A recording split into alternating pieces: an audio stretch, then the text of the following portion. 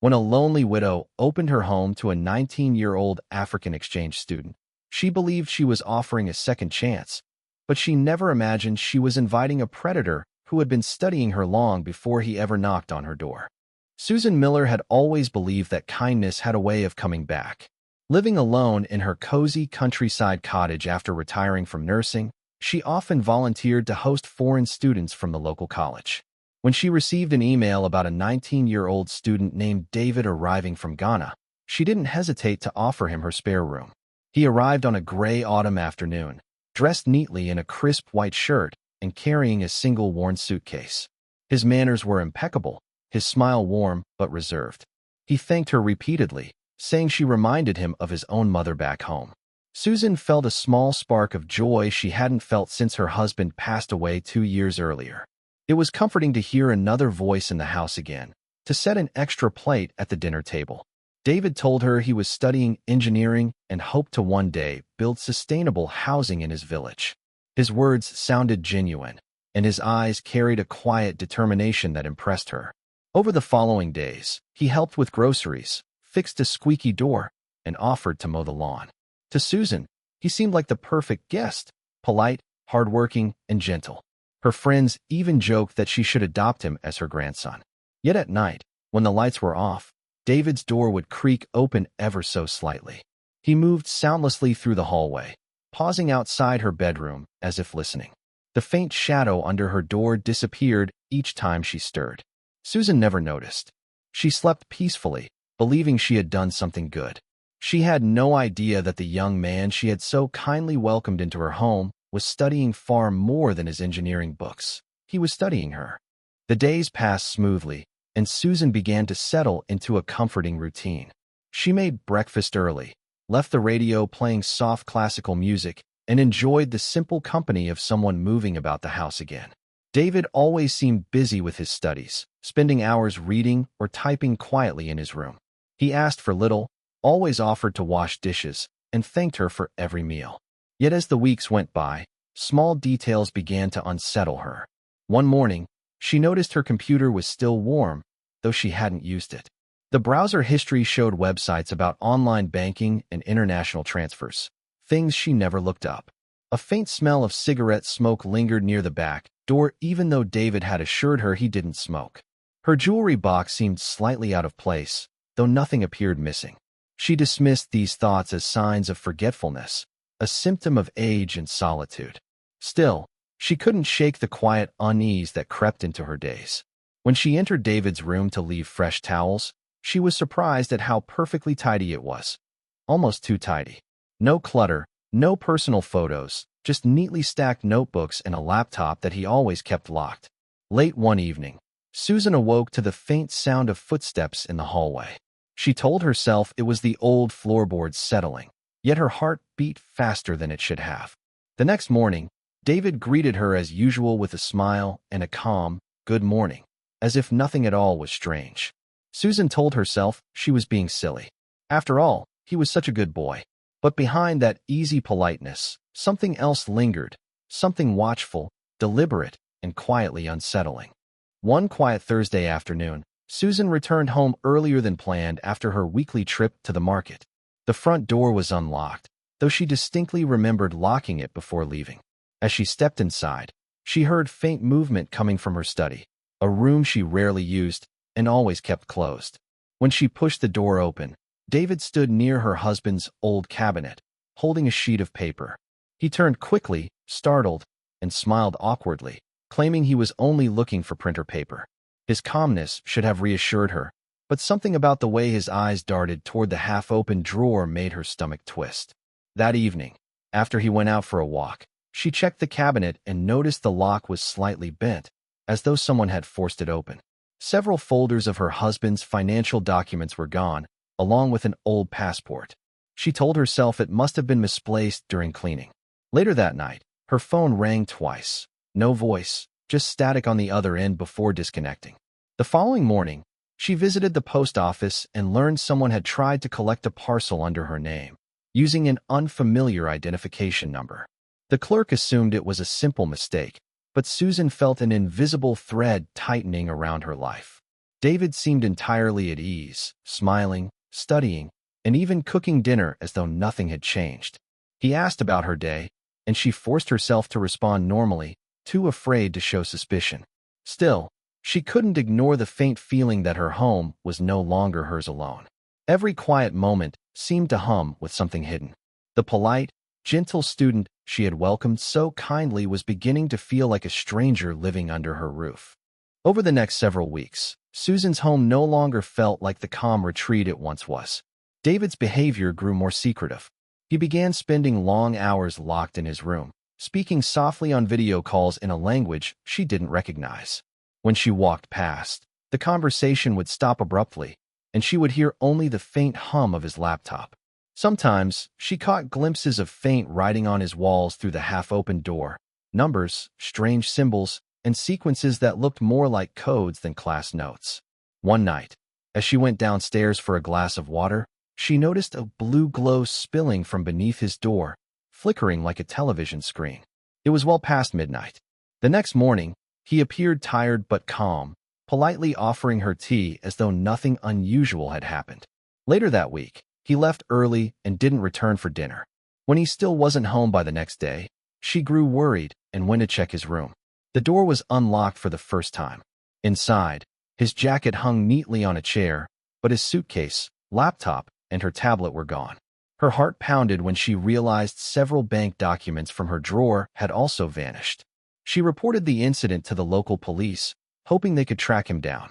They took her statement but seemed unconcerned, suggesting it was likely a misunderstanding or a student who had left abruptly. Days later, Susan received alarming emails about suspicious withdrawals from her accounts. Her savings had vanished, replaced by a string of foreign transactions.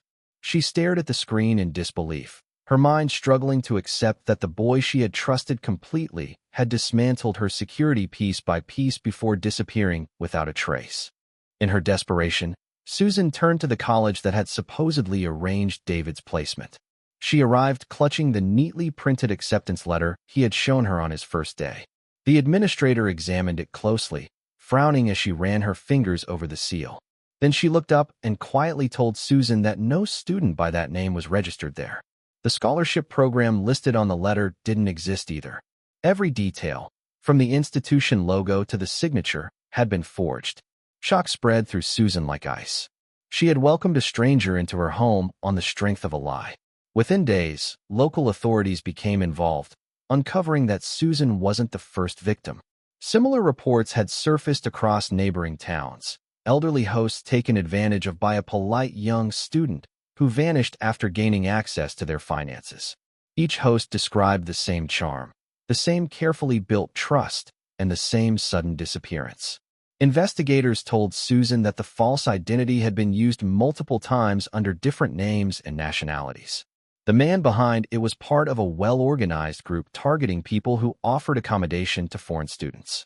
The police traced online transactions linked to Susan's stolen tablet and found they had been routed through accounts across several countries. They believed David, if that was even his real name, was connected to a wider criminal network specializing in identity theft and fraud. Sitting alone that night, Susan stared at the empty chair across from her dining table, the one he had once occupied with quiet gratitude. She realized the warmth she had mistaken for innocence was calculation. Her kindness had been studied, measured, and used against her. The realization left her hollow, her once peaceful home now filled with suspicion and regret. A month after Susan's report, the case took a darker turn. News reached her of a similar incident in a nearby town. An elderly couple found unconscious in their home after hosting a young foreign student who matched David's description. Their valuables and savings had vanished, and security cameras showed the same calm face leaving with a backpack before disappearing into the night. The image made Susan's heart stop. It was unmistakably him, wearing her late husband's wristwatch. Police investigators began to connect the dots. What had seemed like isolated thefts now appeared to be part of a coordinated operation stretching across multiple countries. The group's method was always the same: gain sympathy, earn trust, and quietly take control. The polite manner and youthful appearance made them nearly invisible to suspicion. Forensic analysis of the couple's home revealed traces of a sedative slipped into their tea. That discovery sent a chill through Susan's entire body. Had she unknowingly been spared something far worse simply because he had chosen to leave early? Her name appeared again in the case files, her experience becoming a key link in a growing web of crimes.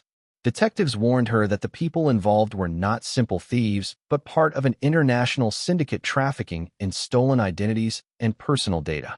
The polite young man she had thought of as a student was, in truth, a trained manipulator sent to infiltrate homes like hers. Reporters soon gathered outside her gate, seeking interviews. But Susan couldn't face the attention. She felt exposed, her privacy violated a second time. The world around her no longer felt safe or familiar.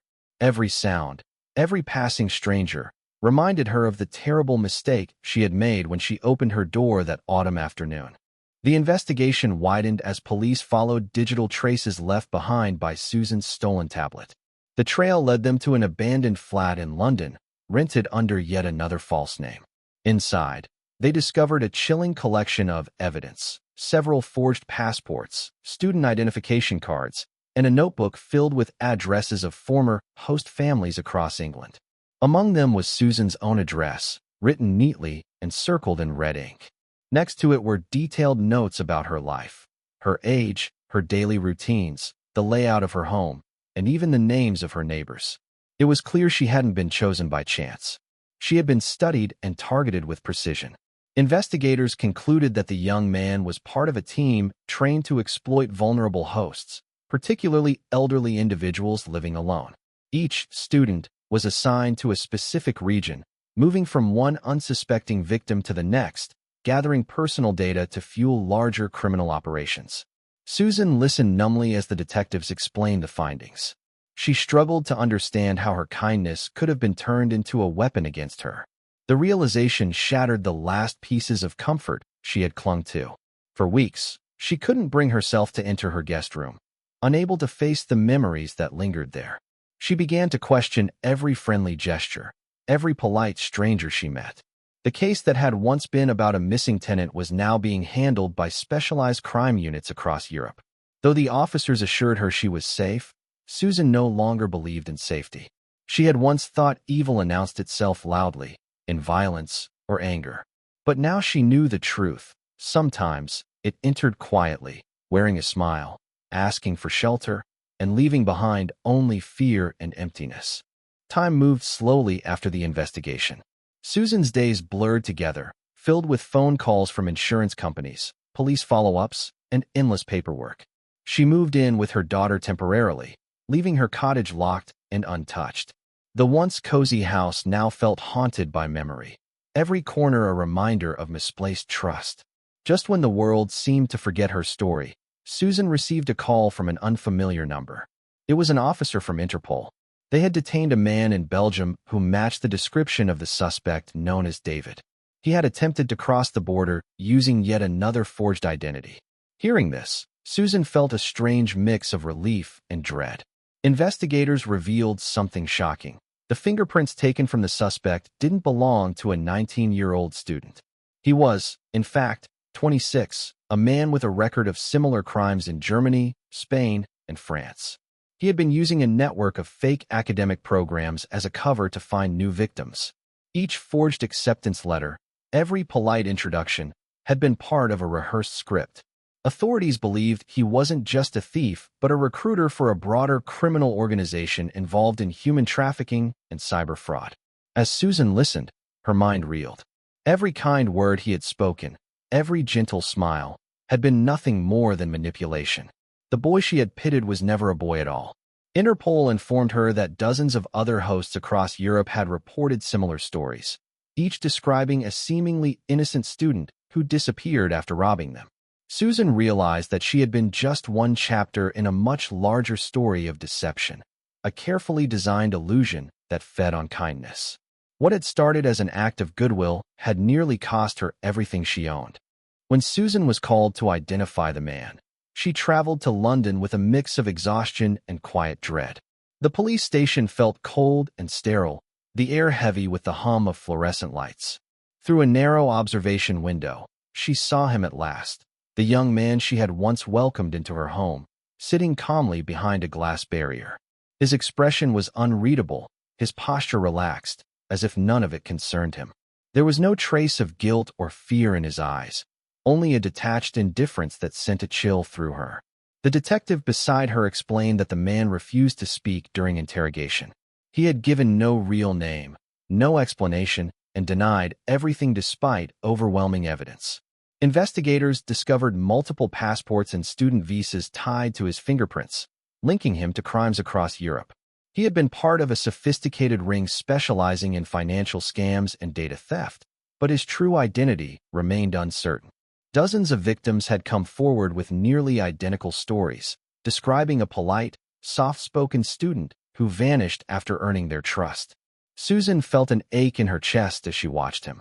She wanted to feel anger or relief, but all she could summon was a deep, aching sadness. She realized she had been mourning the person she thought he was, not the one sitting behind the glass. When the detective asked if she could confirm his identity, she simply nodded, unable to speak. As she left the station, the city outside felt colder, the people more distant. She knew the arrest wouldn't erase what had happened. He had taken more than her money. He had taken her faith in goodness, leaving her with the quiet knowledge that evil often hides behind the most ordinary faces. Years passed, but the memory of that autumn never left Susan. She eventually returned to her cottage, though it no longer felt like home. The garden had grown wild, the windows collected dust, and the guest room remained closed, as if time itself refused to enter. She lived quietly, keeping her doors locked and curtains drawn after dusk. Neighbors still stopped by to check on her, offering warm smiles and kind words, but Susan found it difficult to trust anyone new. The police occasionally updated her on the case, though the details brought little comfort. The man she had once known as David was serving time in a European prison under yet another alias, and authorities suspected many of his accomplices were still operating under different identities. Despite everything, Susan agreed to share her story publicly when a local reporter asked to write about her experience. She hoped it might warn others to be cautious with their kindness. Her interview aired on television, and messages poured in from people who had nearly fallen for similar scams. Though it hurt to relive the ordeal, Susan found a strange strength in knowing her pain might protect someone else. Still, quiet moments often brought a hollow ache. She would sit by the window with a cup of tea, watching the evening light fade, wondering if the boy she had met ever truly existed or if it had all been an elaborate mask. Sometimes, she caught herself glancing toward the guest room door, half expecting to hear the soft sound of footsteps in the hall. But the house remained silent. Her final lesson, etched deeply into her heart, was simple yet bitter. Kindness without caution could open the door not to friendship, but to something far more dangerous.